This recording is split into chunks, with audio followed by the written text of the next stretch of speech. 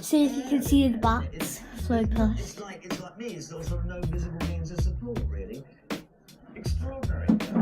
However, I have to tell you that the money I was paying for them 50 years ago when I was 12 is about the money they go for today. Probably. How much are you paying for them? I would say not more than £50. They go for 50 quid. I think they're worth a variety. And at 50 quid, And leave it and wait about 5 minutes 1880. and see. And put in the comments how many you've seen flow past. From the very earliest days of its conception to great train robbery, the post office has always been under attack. This is the 19th century solution to stopping that attack.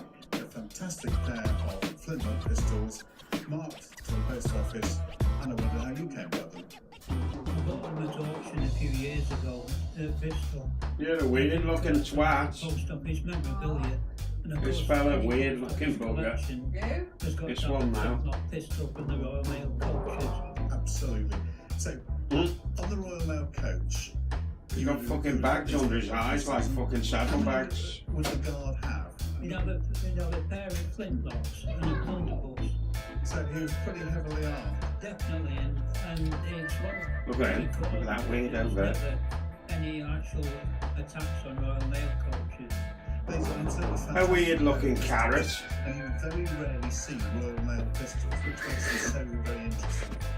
If I can just look at this first one, I think it's very interesting because it has flaps down the side.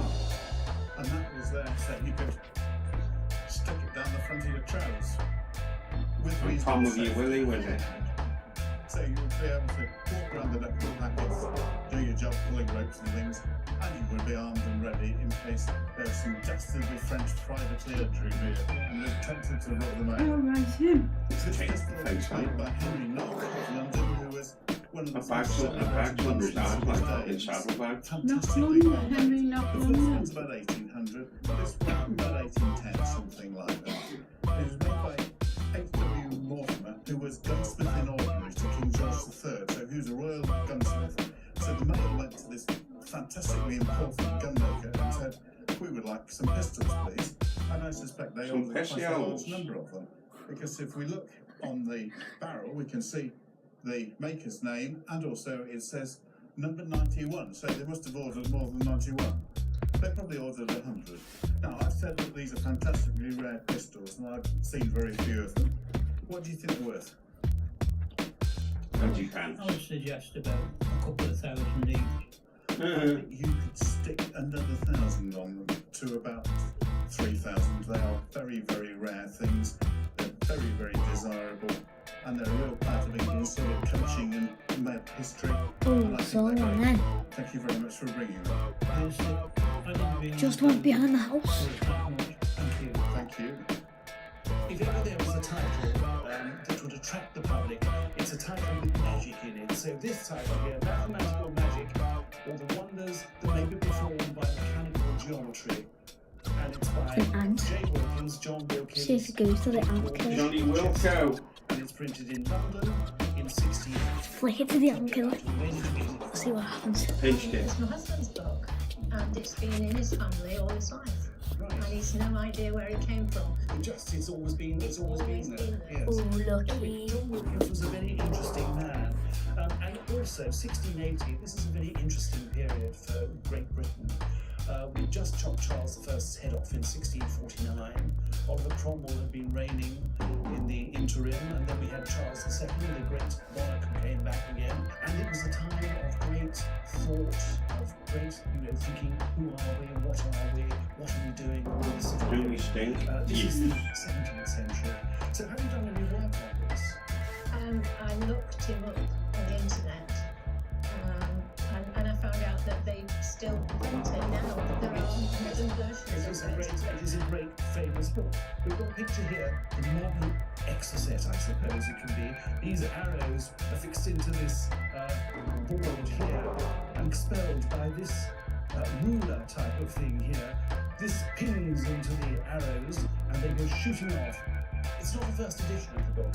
He was dead by this time, Wilkins. This is a portrait of him, and he looks rather cavalier here with his wonderful lustrous locks. But in 1680 he was dead. He died in 1672. So this is not a first edition, but a second edition of the book. And it's bound, as you can see, this is a contemporary binding. It's bound in sheep. Now, sheep tends to be cheaper than calf as far as binding is concerned, but it's been gilt on the spine. There's a few gilt bands here. So I would say generally, for a book of this age, it is in good condition. Yeah. So, valuation, I think somewhere between £800 to £1,000. Wow. Wow. Thank you.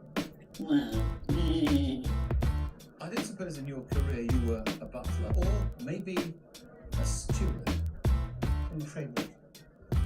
You see, I was jumping to all sorts of conclusions when I looked at the bottom of this tray and I saw it said, Cunard, Liverpool, My hometown.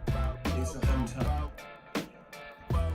And I need to ask, how did you get hold of this? Because it looks as though it might have been the property of Cunard. Oh, went over 5 minutes.